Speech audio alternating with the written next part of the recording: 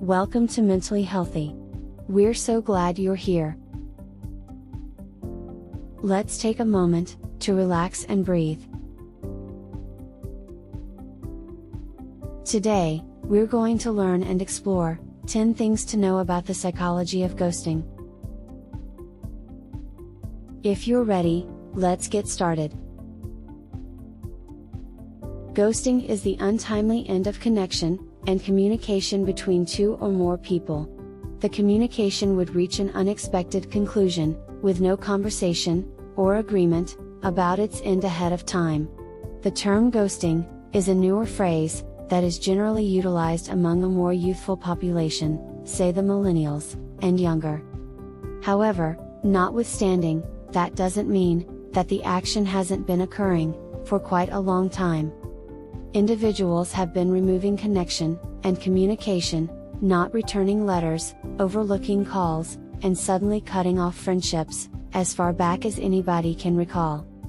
With the quickly developing universe of dating applications, web-based entertainment, and different types of online correspondence now more prevalent than ever, the ghosting movement is more normal than any time in recent memory, leaving befuddled and heartbroken individuals from one side of the planet to the other.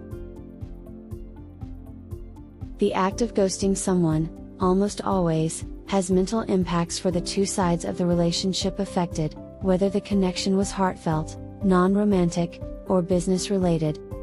So, knowing this, what is the brain research behind the act ghosting another individual? What pushes somebody to disappear and ghost another person? How does it feel to be ghosted? Let's explore these things and more. Here's 10 things to know about the psychology of ghosting. Number 1. It may take a few days to know if you're being ghosted. While ghosting refers to an abrupt end of conversation, it may take some time to realize that you are being ghosted by someone. This may be because we would never assume that someone would just cut ties with us without a proper conversation. It also may be because we don't believe we have done anything to upset them. This means that when someone doesn't respond to our text messages, phone calls, emails, etc., we may not immediately realize we are being ghosted. We may give them some time to respond. Perhaps they are sick or they had something important come up. For many people, it can take a few days of zero communication to know that you are being ghosted. Number 2. Ghosting can hurt individuals. It is basically impossible to stay away from the straightforward reality of the situation. Ghosting harms. Furthermore, for some individuals, ghosting is more difficult than a typical separation. It can cause somebody to feel slighted, dispensable, and immaterial. It is a savage type of dismissal that many individuals don't have the foggiest idea how to manage. The individual who is being ghosted is given no real reason, explanation, or comprehension of why the communication has formally stopped. Whenever a companion, or someone, in a heartfelt connection, no matter what the connection was, is ghosted, they do not get closure. Not getting closure from a breakup can leave someone confused and unsure how to proceed.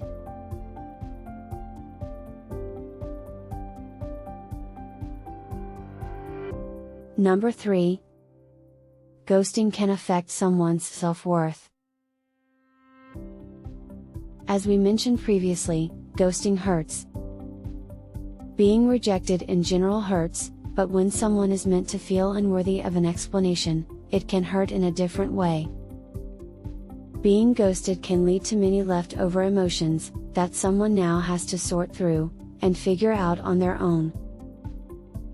For people who suffer from low self-esteem or abandonment issues, being rejected in this way can be traumatic. It may bring up already existing emotional struggles. For someone with low self-esteem, they are left to believe that they did something wrong, which can only make their struggles more difficult to deal with. This can heighten feelings of anxiety, depression, and other mood disorders.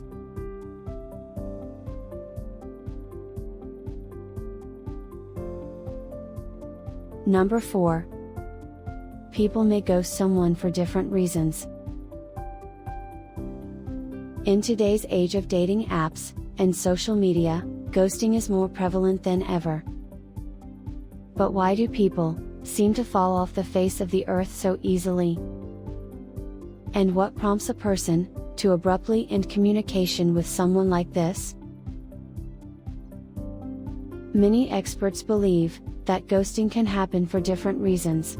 These reasons may include not being interested in the person anymore, in a romantic sense, not longer enjoying the person's actions or mannerisms, being angry with the person, feeling unsafe talking to the person, they got too busy to continue using the dating app or social media they met the person on. It is simply the person's lack of caring or attachment style to act that way. Number 5. Ghosting can be a reflection of someone else's issues. Breakups happen. It's just the way relationships work. Sometimes things do not align, or things go wrong, and it leads to one or both individuals deciding to cut ties. Ghosting, however, is a way of cutting ties, and leaving absolutely no strings attached. When someone chooses to ghost someone, it may actually be a reflection of them, and their problems, rather than the problems they saw in the person they choose to not be associated with anymore. Someone who chooses to ghost another individual may be showing their emotional state and maturity level instead. Ghosting allows people to avoid conflict and not have to deal with the repercussions or their decision. Being capable of ghosting another person may, in some cases, actually say that the person doing the act has the following traits: can act cowardly, is an unreliable friend and/or partner, lacks respect for others and their feelings.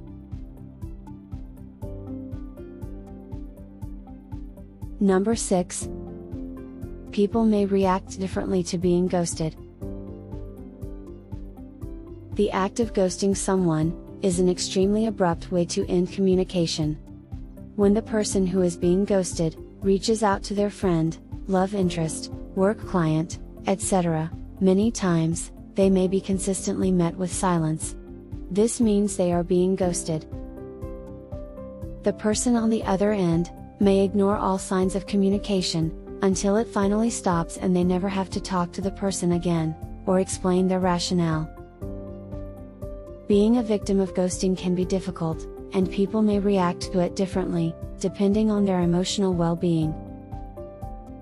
For example, someone who has an aggressive mindset, or stalking tendencies may not back down.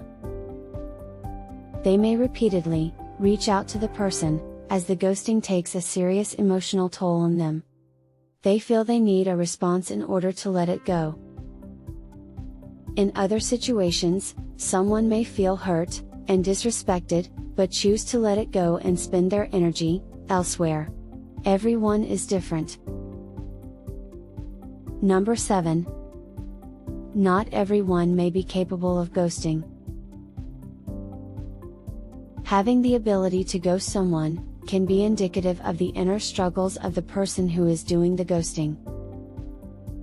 As we mentioned earlier, when someone is capable of nonchalantly ghosting another person, they may also be capable of doing other things that are considered disrespectful or hurtful to others. Seeing as this is a relatively specific type of person, not everyone may be capable of ghosting, which in most cases is really a good thing. Some people, however, cannot deal with emotional conflict, and/or cannot give someone a proper and reasonable explanation. These people would most likely take the low road, and ghost someone since it represents the path of less resistance for them. Empathetic people, on the other hand, would likely never be able to ghost someone, after a couple weeks of dating, because they know, and are aware of, the hurt, and confusion it would cause the other person. Number 8. Ghosting isn't only used in romantic connections. As we mentioned previously in this video, ghosting has become a household term, lately. While the subject of ghosting appears to basically rotate around dating, that isn't always generally the situation. Ghosting can happen in many other types of connections. These may include close friendships, core and extended family connections, and work-based connections. Many individuals who have encountered ghosting in non-romantic circumstances report that going through it, in these alternate connection types, can be comparably troublesome, if not more difficult at times. While dating someone, it could be anticipated that it won't last forever. However, in the case of a close fellowship to a long-term friend, or a family relationship, there may never be an expectation that those types of connections could ever end in your lifetime. Ghosting someone in these non-romantic circumstances can have a genuine long-term effect on someone's self-esteem and emotional wellness.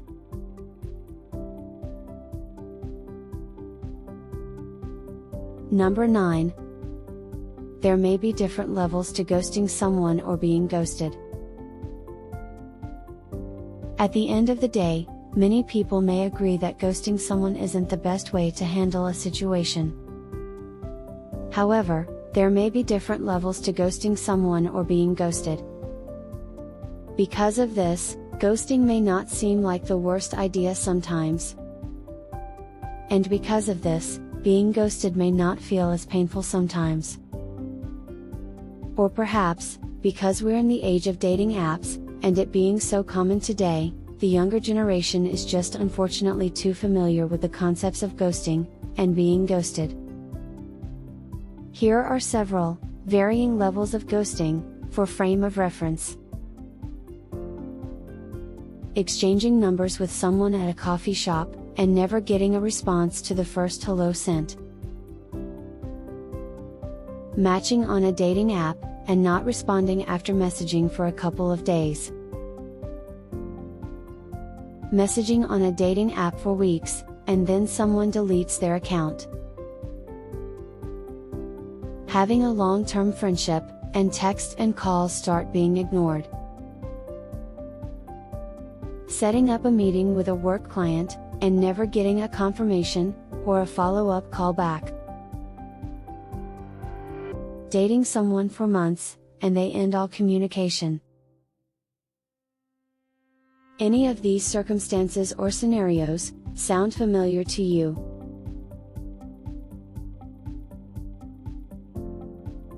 Number 10. Ghosting, in some cases, can actually increase a desire for someone.